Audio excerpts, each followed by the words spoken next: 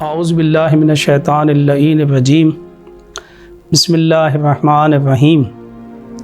قال رسول اللہ صلی اللہ علیہ وآلہ وسلم لو کان العقل رجلا لکان الحسن، اگر عقل مرد کی صورت میں ہوتی تو حسن کی صورت میں ہوتی۔ دشمنان اسلام اور مغرضین اسلام کی ہمیشہ سے یہ کوشش رہی اور رہتی ہے کہ وہ اسلام کو نابود کر دیں اور وہ ہمیشہ اسلام سے ٹکراتے رہیں، لیکن جب وہ یہ محسوس کر لیتے ہیں اور ہمیشہ انہوں نے اس بات کو محسوس کیا کہ انہوں نے ہر میدان جنگ پر اسلام سے شکست کھائی ہے، حتیٰ کہ صلح کے میدان میں بھی جہاں پہ صلح نامے لکھے گئے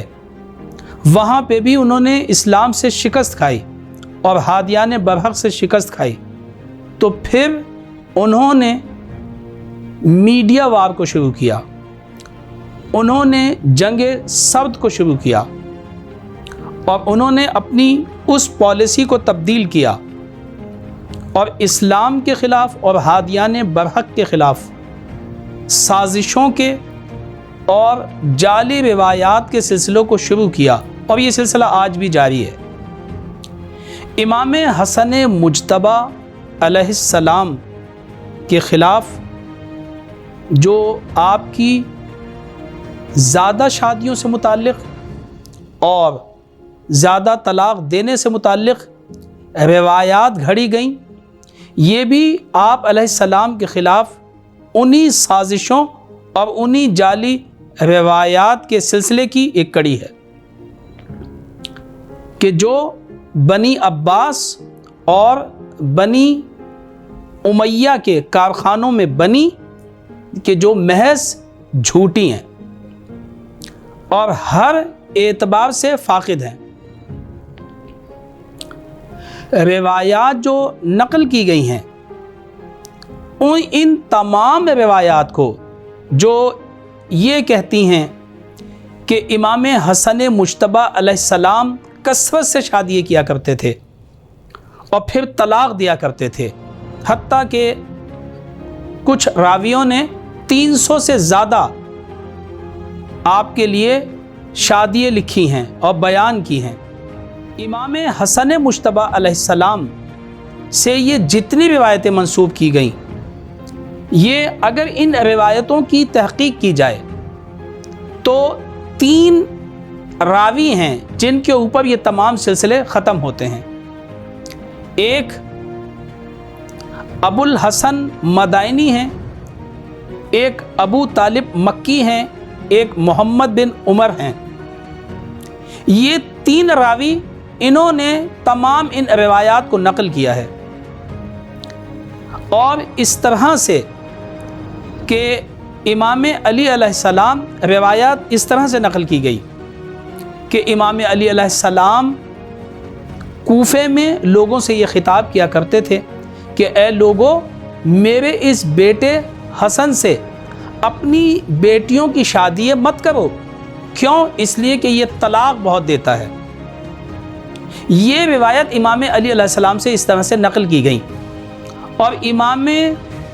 حسن علیہ السلام کو معاذاللہ کثرت طلاق سے متصف کیا گیا کہ آپ شادی بہت کرتے تھے اور طلاق بہت دیا کرتے تھے۔ جب ہم ان روایات کو دیکھتے ہیں اور امام علی علیہ السلام کو دیکھتے ہیں اور امام حسن کو دیکھتے ہیں اور ان روایات کو دیکھیں تو ہم یہ دیکھتے ہیں کہ یہ روایات ان آیات کے منافی ہیں کہ جن آیات نے امام علی علیہ السلام اور امام حسن علیہ السلام کی جو تصویر پیش کی ہے قرآنی آیات نے، یہ ان آیات کے بالکل برخلاف ہیں۔ پہلے آپ اس بات کو سمجھیں، کثرت طلاق اور کثرت شادی یہ کسی بھی دور میں ایک اچھی چیز نہیں سمجھی گئی، یعنی اسلام کی روح سے بھی سب سے زیادہ جو چیز بری سمجھی جاتی ہے وہ طلاق دینا ہے، جائز چیزوں میں سب سے بری چیز جو سمجھی جاتی ہے وہ طلاق دینا ہے، اور یہ کہ امام حسن جو تھے وہ طلاق پہ طلاق طلاق پہ طلاق دیے جا کرتے تھے، اور طلاق کسی بھی معاشرے کے اندر اور کسی بھی دور میں کبھی بھی اچھی چیز سمجھی نہیں گئی۔ تو یہ روایت قرآن نے جو امام حسن کا نقشہ پیش کیا، امام علی علیہ السلام کے بارے میں جو آیات آئی ہیں، آیت تطہیر لیں آپ، انما یرید اللہ لیذھب عنکم الرجس اہل البیت ویطہرکم تطہیرا۔ اہل بیت علیہ السلام اہل سنت کا بھی اتفاق ہے، مکتب تشیع کے تمام افراد کا اتفاق ہے کہ امام حسن بھی اہل بیت میں ہیں، امام علی علیہ السلام بھی اہل بیت میں ہیں، جو روایت ان سے نقل کی گئی ہے، اور امام حسن اہل بیت علیہ السلام میں، اور قرآن نے ان کی طہارت کو بیان کیا ہے، اور ہم ان کے سلسلے میں ایک ایسی چیز کو منسوب کر رہے ہیں کہ جسے تمام معاشرہ اور اسلامی معاشرہ بھی اسے اچھا نہیں سمجھتا، اور یہ ان کے مقام کے خلافی ہے قرآن کی روح سے، اور جو روایت قرآن سے ٹکرا جائے اسے دیوار پہ مارنے کی ضرورت ہے۔ اسی طرح بہت ساری آیات ہیں جس میں قرآن نے، آپ آیہ مباہلہ کو لے لیں کہ جس میں قرآن نے امام حسن کو صادقین میں شمار کیا ہے، پیغمبر کے بیٹا شمار کیا انہیں، تو اس مقام کے یہ چیزیں خلاف ہیں۔ دوسری چیز، جو پیغمبر اسلام صلی اللہ علیہ وآلہ وسلم سے جو روایات آئی ہیں، جو احادیث نقل ہوئی ہیں، جو صحابہ کرام کے اقوال ہیں امام حسن کے بارے میں، اور جو ان کا کردار پیش کیا، وہ ان روایات کے منافی دکھائی دیتا ہے۔ آپ نے فرمایا کہ حسن اور حسین سیدہ شباب اہل جنہ، یہ جنت کے جوانوں کے سردار ہیں۔ امام حسن اور امام حسین یہ امامان ہیں، قامہ اور قادہ، یہ کھڑے ہو جائیں یہ تب بھی امام ہیں، یہ بیٹھ جائیں یہ تب بھی امام ہیں، اور امام کہتے اسے جو رہبر ہو، جس کا قول فعل، جس کا عمل آپ کے لیے اسوہ ہو حسنہ ہو، اور جس چیز کو اسلام اچھا نہیں سمجھتا، جس چیز کو صحابہ کرام اچھا نہیں سمجھتے، جس چیز کو پیغمبر اچھا نہیں سمجھتے، کیا یہ ممکن ہے کہ ان کا بیٹا کہ جو سیدہ شباب اہل جنہ بھی ہو، جو ایک امام ہو، وہ اس طرح کا فعل انجام دے؟ لہٰذا معصومین علیہ السلام کی، پیغمبر اسلام کی تمام ان روایات کے جو متواتر نقل ہوئی ہیں، ان سے بھی یہ روایتیں جو ہیں وہ ٹکراتی ہیں، لہٰذا ان روایات کو دیوار پہ دے کے مارنے کی ضرورت ہے۔ تو قرآنی آیت کے بھی مخالف ہیں، اور یہ معصومین علیہ السلام خصوصاً پیغمبر نے جو امام حسن کی تصویر پیش کی ہے اس کے برخلاف ہیں، لہٰذا ان روایات کی کوئی اہمیت نہیں ہے۔ اس کے علاوہ اس سے ہٹ کے جب ہم خود امام علی علیہ السلام کو دیکھتے ہیں تو آپ نے امام علی کے بارے میں نقل کیا ہے کہ امام علی علیہ السلام نے لوگوں کے درمیان آ کے یہ بات کہی۔ تو کیا امام علی علیہ السلام نے آیا لوگوں کے درمیان جب یہ بات کی، اس سے پہلے امام حسن کو منع کیا؟ اگر ہم اسے تسلیم کر لیں، منع کیا کہ آپ یہ والا کام نہ کریں، یا ڈائریکٹ آنے کے بعد جو ہے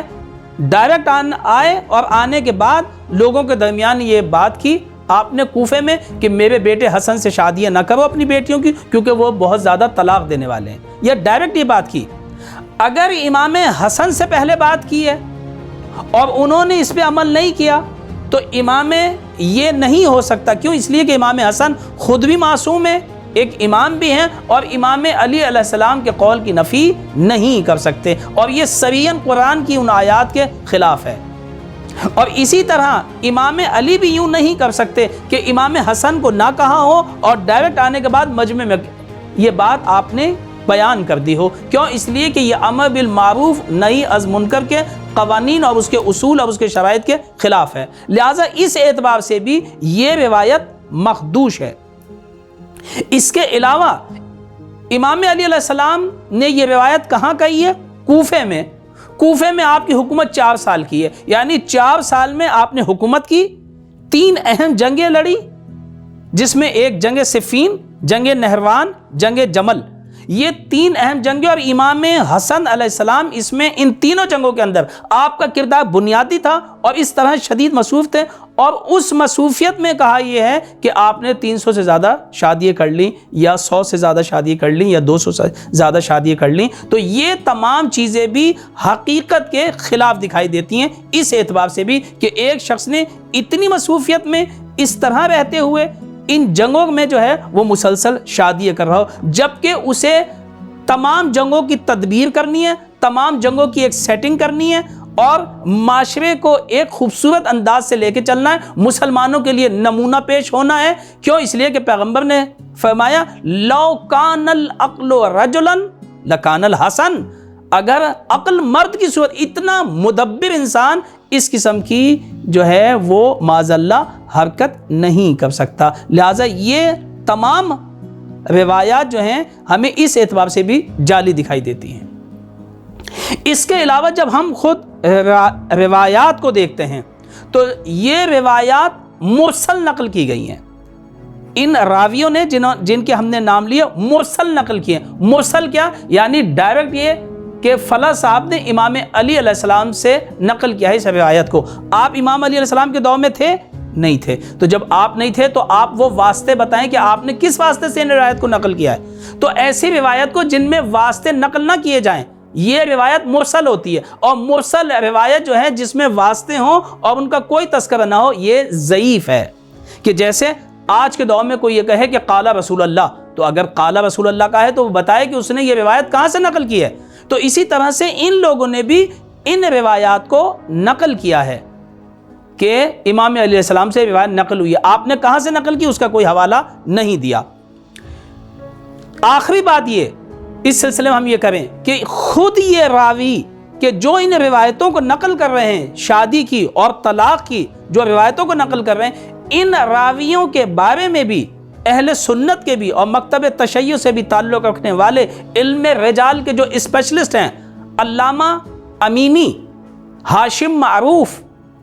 اسی طرح سے ابن جوزی اہل سنت کے، اسی طرح سے ذہبی، اسی طرح سے عسقلانی، ان تمام علم رجال کے اسپیشلسٹ لوگوں نے ان روایات کو نقل کرنے والے راویوں کو غیر قابل اعتماد قرار دیا ہے کہ ان پہ اعتبار نہیں کیا جا سکتا، یہ روایتوں کو صحیح طور پہ نقل نہیں کرتے. لہٰذا یہ کہ یہ تمام روایات جو ہیں ان سے یہ ثابت ہوتا ہے، ان تمام چیزوں سے یہ ثابت ہوتا ہے کہ تمام روایات جعلی ہیں کہ جو سازش کے طور پہ امام حسن علیہ السلام کے خلاف گھڑی گئی ہیں. یہ بنی امیہ کے کارخانوں میں بنی، بنی عباس کے کارخانوں میں گھڑی گئیں یہ روایتیں کہ قرآن کریم یہ فرماتا ہے سورہ توبہ کی 32ویں آیت میں یریدون ان یطفئوا نور اللہ، یہ لوگ یہ چاہتے ہیں کہ اللہ کے نور کو خاموش کر دیں، بے افواہہم، اپنی پھونکے مار مار کے اللہ کے نور کو خاموش کرنا چاہتے ہیں. کیونکہ امام حسن علیہ السلام کی شخصیت ایسی ہے کہ وہ جتنا اسے دبایا جاتا ہے وہ ابھر کے لوگوں کے سامنے آتی چلی جاتی ہے. تو یہ کیا چاہتے ہیں؟ یہ چاہتے ہیں کہ اللہ کے نور کو خاموش کر دیں. یاب اللہ الا ان یتم نورہ، جبکہ خداوند متعال یہ چاہتا ہے کہ وہ اپنے نور کو تمام کر کے دکھائے لوگوں کو.